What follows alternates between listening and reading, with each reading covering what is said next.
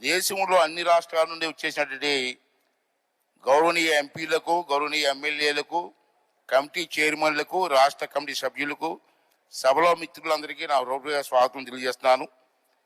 ఈ కాన్ఫరెన్స్ నిర్వహించే అత్యంత ఘనమైన అవకాశం కల్పించినటువంటి లోక్సభ స్పీకర్ గారికి నా తరపున, మన రాష్ట్ర ప్రజల తరపున, మన రాష్ట్ర మహిళల తరపున వారికి కూడా నా హృదయపూర్వక ధన్యవాదాలు తెలియజేస్తున్నాను. ముఖ్యమైన విషయం ఏంటంటే తిరుపతి లార్డ్ వెంకటేశ్వర అందరికీ ఇష్టమైన దైవం. అటువంటి వెంకటేశ్వరుని సన్నిధిలో మహిళలతో సాధికార మీటింగ్ జరగడం అన్నది చాలా అదృష్టంగా భావిస్తున్నాను. ఇది మంచి పరిణామం అని కూడా భావిస్తున్నాను. స్వామివారి ఆశీస్సులతో మీ మహిళలందరూ కూడా మంచి నిర్ణయాలు తీసుకొని మహిళా లోకం అభివృద్ధి చెందడం కోసం కొన్ని తీర్మానాలు చేయవలసిన అవసరం ఉంది. దానికి మీరందరూ కూడా ఈ 2 రోజులు స్టడీ చేసి, డిస్కషన్ చేసి మహిళా లోకం ముందుకు వెళ్ళడం కోసం మీరు ప్రయత్నం చేయాలని చెప్పి ఈ సందర్భంలో మీ అందరికీ మనవి చేస్తాను. ప్రతి రాష్ట్రంలో సవాళ్ళు వేరువేరు అయినా ప్రతి రాష్ట్రంలో వేరువేరు సవాళ్ళు ఉంటాయి. ఆంధ్ర రాష్ట్రంలో కొన్ని సమస్యలు ఉంటాయి, పక్క రాష్ట్రాల్లో కొన్ని సమస్యలు ఉంటాయి. అయినా లక్ష్యాలు ఒకటే. ఆ లక్ష్యం ఏంటంటే మహిళల భవిష్యత్తు, సమాన అవకాశాలు, సురక్షిత సమాజ గౌరవమైనటువంటి జీవితం. ఈ లక్ష్య సాధనకు మనం అందరం కలిసి ఆలోచించి కృషి చేయాలని చెప్పి మీ సభ్యులందరికీ కూడా ఈ సందర్భంలో మనం చేస్తున్నాను. మన రాష్ట్రాలు, మన పార్టీలు వేరైనా, రాజకీయాల్లో అనేక పార్టీలు ఉంటాయి.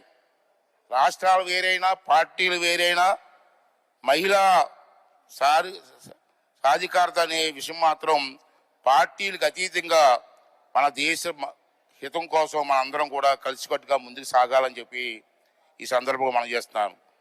రాజ్యాంగ సభల్లో తెలుగు నేల నుండి దుర్గాబాయి దేశ్ముఖ్ వంటి వారి సేవలు అందించిన సంగతి మనందరికీ తెలుసు. మహిళల ఆస్తిలో ఒకసారి నందమూరి తారక రామారావు గారి గురించి మీ అందరికీ తెలుసు. ఇది గ్రేట్ మ్యాన్, స్వర్గస్థులు అయ్యారు. ఈ రాష్ట్రానికి ముఖ్యమంత్రి చేశారు.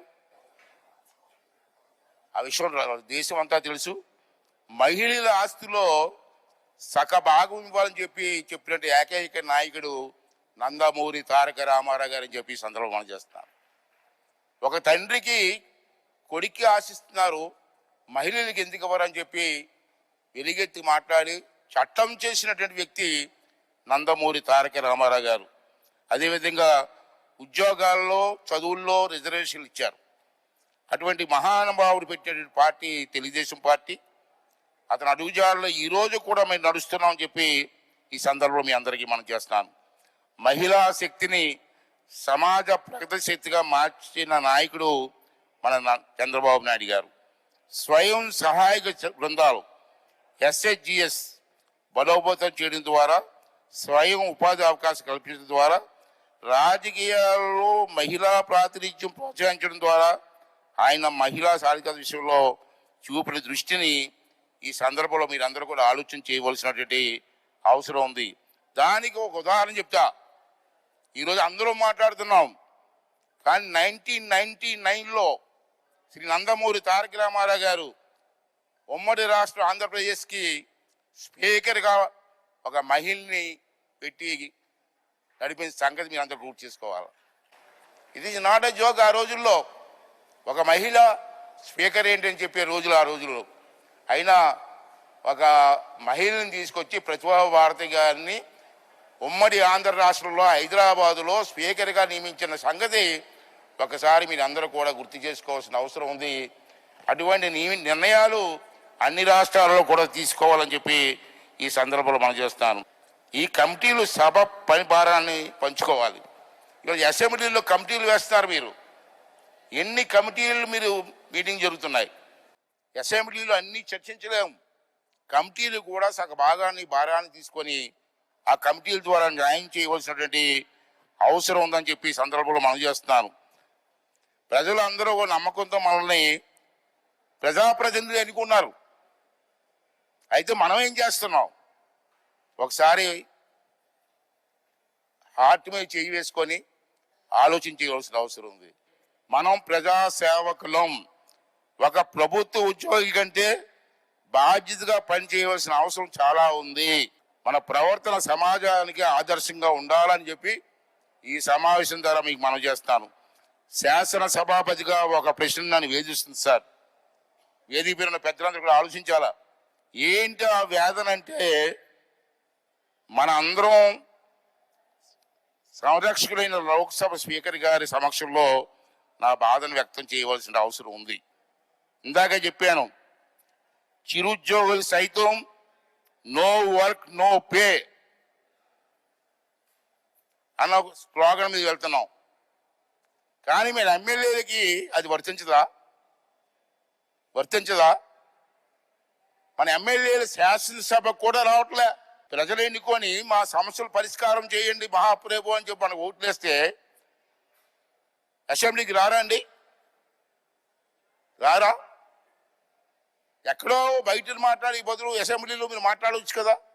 మీ ప్రజా సమస్యలు పరిష్కారం చేయడం కోసం ప్రభుత్వం దృష్టికి తేవచ్చు కదా. ఎందుకు రావట్లేదు అన్నది స్పీకర్ గారు, వేదిక మీద పెద్దలందరూ కూడా పరిశీలించవలసిన అవసరం ఉంది సార్.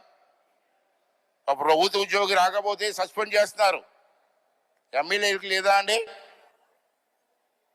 అంచేత ఎమ్మెల్యేలు సభకు రాకపోతే ఏం చెయ్యాలన్నది స్పీకర్ గారు సరైన చర్య తీసుకోవాల్సిన అవసరం ఉందని. దురదృష్టవశాత్తు మన ప్రజాస్వామ్యంలో ఉన్న విలువల ఆదర్శాలు పాటించడంలో విఫలం అవుతున్నారు. Please give some instruction to all assemblies in the country. At least House must run at least for a year, 60 days for a year. In the year, 60 days in the year. Why can't we run? In some assemblies, yearly they're running for 35 days, 45 days. It's not correct, sir.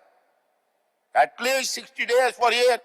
ఈ సందర్భంలో speaker గారిని మనస్ఫూర్తిగా కోరుకుంటూ, మీరందరూ కూడా మహిళలు అని మాట్లాడుతున్నారు. పురంధేశ్ గారు వీరందరూ కూడా, మా అన్నగారు ఎప్పుడో అన్నారు మహిళల గురించి.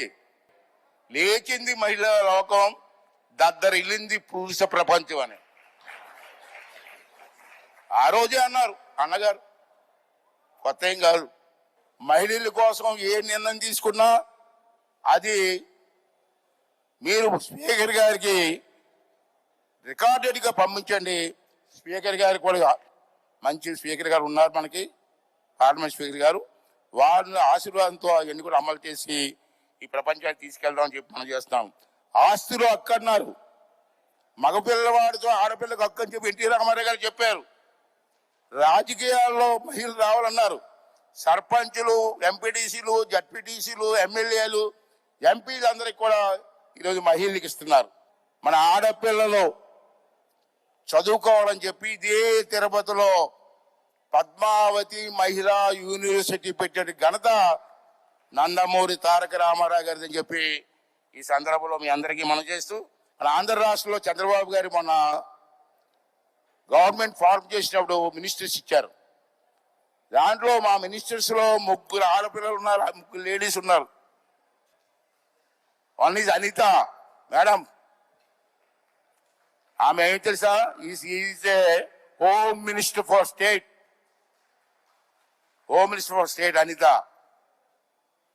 సంజయ్ రాణి గారు, ఈయన కూడా minister from Vizianagaram district, backward district. Sabitha వెరిసి, ఆమె కూడా ఒక మినిస్టర్. అంటే కేబినెట్ లో మొత్తం మీద 3 మినిస్టర్లు ఉన్నటువంటి ప్రభుత్వం ఆంధ్ర రాష్ట్రంలో ఉంది. అన్ని రాష్ట్రాల్లో కూడా మహిళల్ని మినిస్టర్ చేయండి. అప్పుడు లేడీస్కి ఒక బలం, ఒక ఐక్యత వస్తుందని చెప్పి ఈ సందర్భం చేస్తూ, ఈ చక్కటి అవకాశం ఇచ్చినటువంటి స్పీకర్ గారికి, పెద్దలందరికీ నమస్కారం.